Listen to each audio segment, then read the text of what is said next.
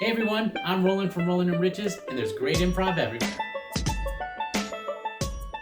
I'm the first apparition. Well, boys and girls, that was ominous. So that team is named Bingewatch, and they're out of San Francisco, California. That's Dan and Diana. But in this show we're breaking down, which was recorded at the Wasatch Improv Festival in 2019, they're also joined on stage by Faustino Solis as a musical guest. For a suggestion, Bingewatch gets two different TV shows from the audience and then combines them to create a really fun show. And in this specific show, they're combining Disney's So Weird and Mr. Rogers' Neighborhood. All right, let's watch this first clip. They're going to use a bunch of references in this scene. See if you can pick them all up. Oh, and if you want to just skip the clips and go straight to that recap, the time code is in the description below. All right, here we go. How about a place full of darkness and rock and roll? No. That's not this show. That's the electric company. We don't like them. They always came on after Zoom. Well, I'm sorry, but there is no Zoom. There is only me. Okay, if you caught the electric company, you probably grew up in the 70s. If you caught the last reference, then you're probably a Ghostbusters fan. But if you caught Zoom and thought it was weird they're discussing the conference app that everyone's using during the pandemic, then you probably didn't grow up in the 70s. Because yeah, that's just another 70s children's TV show. It was a weird decade. Anyway, I love that Bingewatch used references. References can be a fun way to add a little knowing wink to the audience, and Bingewatch did exactly that, and it was fantastic. What Bingewatch also did that was great was that they didn't overdo it. It is such an easy trap to fall into, to get caught up in the fun of the references and make the references the focus of the scene. Giving the audience a reference they might catch is fun, but this is the first scene of the show and we're still learning who the characters are and what the scene and show are about, so it probably wouldn't have been the strongest choice to make that first scene just about references. If you want to do that, wait until later when you've given your show a foundation that you can draw from. Plus, later on, you have a better chance of having the audience on your side, and at that point, they'll totally love a short, gamey scene about references. But Bingewatch does the right thing here and just gives a few references for some laughs, then moves on to create some relationships in the scene. Okay, as you watch this next short clip, pay attention to how Diana reacts to what she herself just said. I'm that really weird little fucking train that comes out of that tunnel.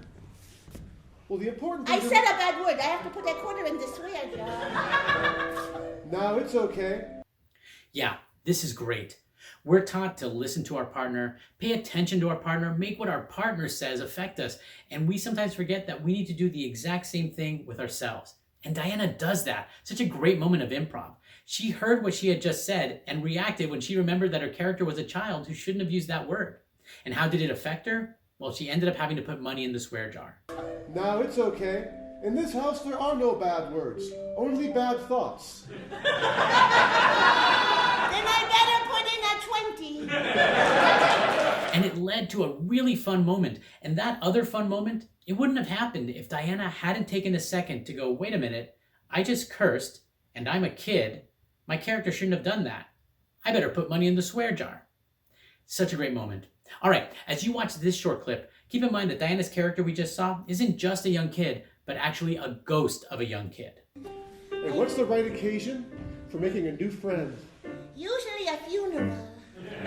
This is such good improv. A wonderful example of keeping a filter on your character. You know how some people are optimistic and some people are pessimistic, and it doesn't matter what you're doing, the optimist is going to find a way to be happy about something, and the pessimist is going to find something to complain about. It's because optimism and pessimism is their filter. It's like a lens through which they're seeing everything, like putting on brown colored sunglasses and everything is tinted a little bit brown. Diana's character does the same thing. For her, she's a ghost, an apparition, and that's the filter through which she sees everything. So when Dan asks the question of where is an occasion to make new friends, she doesn't say a party or a bar. She instantly has a funeral as an answer. Now, she could have said a cemetery or a seance, but the point is she's getting her answers through that filter. For her, the filter was being an apparition or a ghost. Okay, watch this next clip and pay attention to Dan's reaction. I'll see you again. Oh, by the way, I'm the first apparition. Well, boys and girls, that was ominous. All right, This may seem like a really small moment, but it's one of my favorites from the show. Dan is doing something that I recognize that a lot of beginning players sometimes struggle with.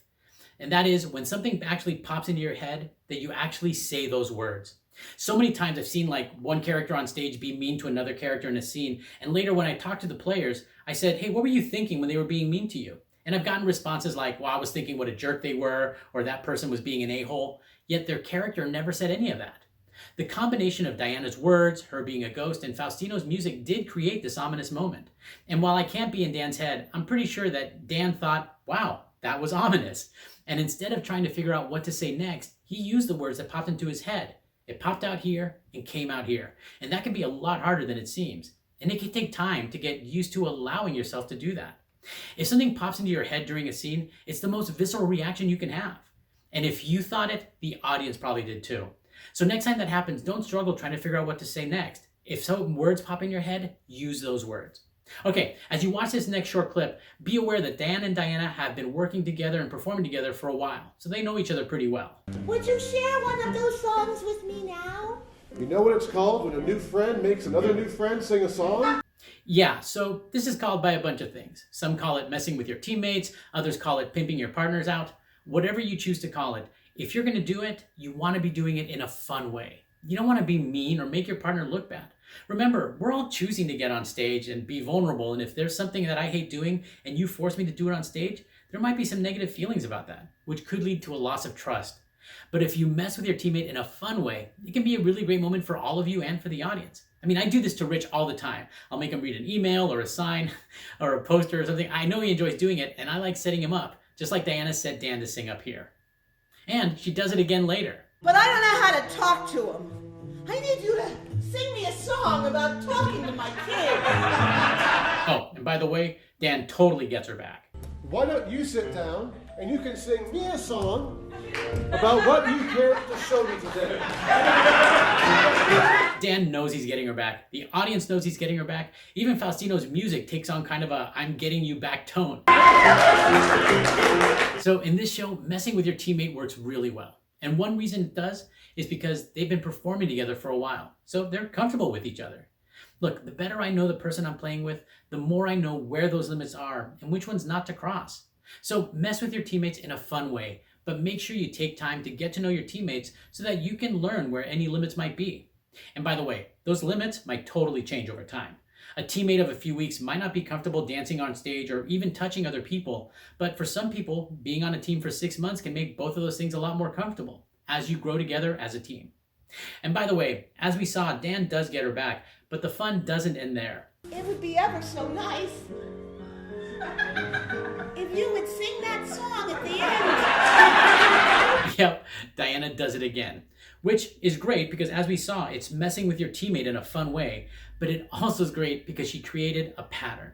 And for some reasons, we as humans love patterns. We love when we can predict them. We love when they get interrupted.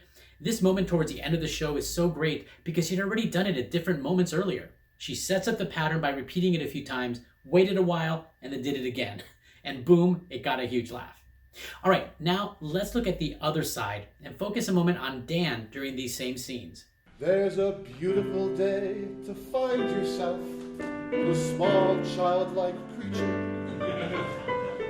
They might look just like a person, but furrier and teethier. And if you invite them in, you might discover you can't carry twos. All right, because Mr. Rogers does what he's told. Always does what he's told. You talk and talk, you talk and talk. Yeah, it doesn't take much reading between the lines to see that Dan doesn't consider himself an amazing singer.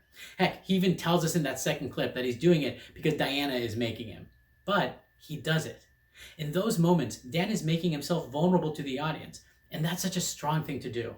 If you have to do, let's say, like a Scottish accent and you bust out an amazing one, people are going to go, oh wow, that's really good. But if you're horrible at it and you commit 100%, the audience is going to love you. We can't help it. We're human and we react to people being strong through their vulnerability. All right, let's watch the final moments of the show. And as you watch, notice how they don't look at each other when they speak at the end. You know what today's show is brought to you by? The letter D for death. Let's give it up for Bingewatch! This is such a fantastic way to end the show. To not look at your partner and say the same thing, I mean, that takes trust. Could it have gone the wrong way? Absolutely. They could have ended up saying different things. Now, could they have guaranteed that they say the same thing by looking at each other? Sure, totally. And that would have been fine. But it wouldn't have had the same impact as the two of them looking at the audience and saying the word death together. Now, you're not always going to succeed when you try this, but the moments when you do will be totally worth it. Trust your partner that they've got your back and that they're going to be trying to say the same word as you. And you do the same. Be the partner that they can trust. All right, before we get to the recap, I want to take a moment and give major props to Faustino, who's not only a great piano player, I mean, that part is obvious, but how skilled he is at making the music blend with the show. Watching the whole video, not once did I feel that he was forcing the scene to go in a specific direction. Now granted, he was a guest performer in this show and Bingewatch doesn't normally use a musical director. So he did what the show required, which was to take cues from what was happening on stage. In a different show, Faustino would most likely also provide musical cues to give the players something to react to on stage, rather than just the other way around. In addition, watch this scene again after Diana becomes Mickey Mouse and try to focus on the music. He's got this bass line going while the M-I-C-K-E-Y music is playing on top with a higher pitch. You can literally hear M-O-U-S-E. It's so nice that the theme really came to fruition. Hello, Mouse. Hello, Mr. Rogers with the tea. Why don't you sit down and you can sing me a song? I mean, that takes talent. All right, time for our recap. Use references. Bingewatch's first scene had a few references that the audience enjoyed. And because it was the very first scene, though, they didn't make the entire scene about references. It was just a spice to add to the scene. So let's say use references, but maybe sparingly. Oh, and one extra note about references. Because of the nature of pop culture references, not everyone is going to get them. I mean, how can they when there are decades of pop culture to pull from? But that's okay.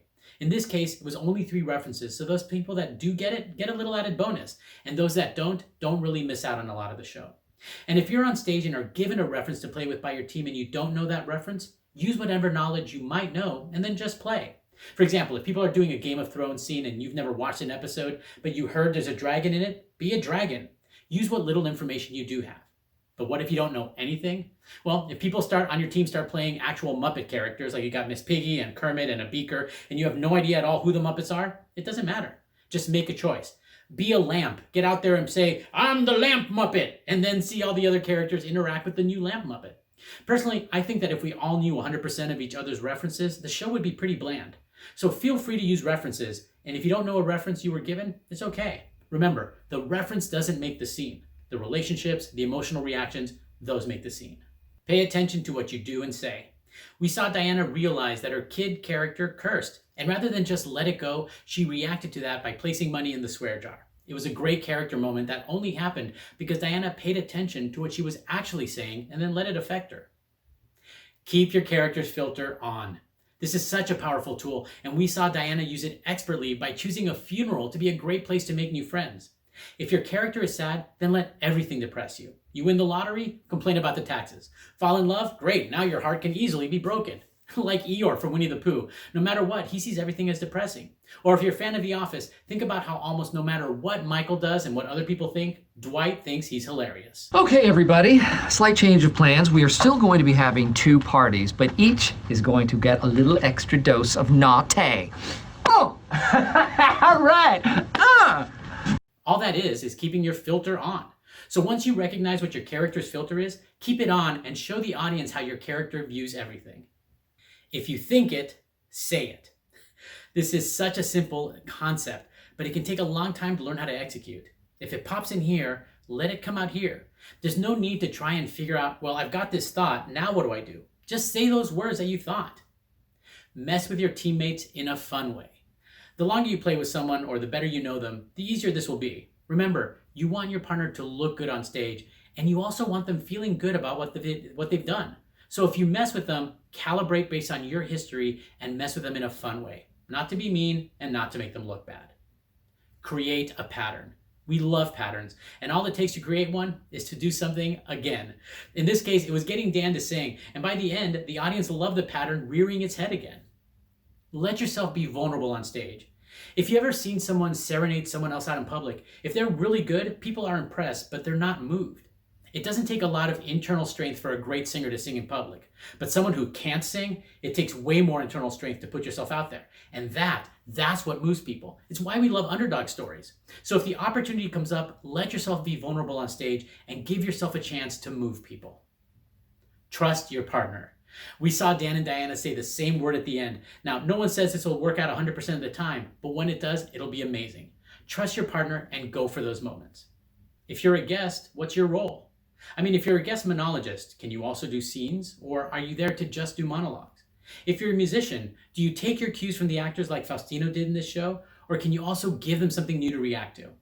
If you're a guest on a team, it never hurts to ask and find out what your role is. It might be bigger than you were expecting.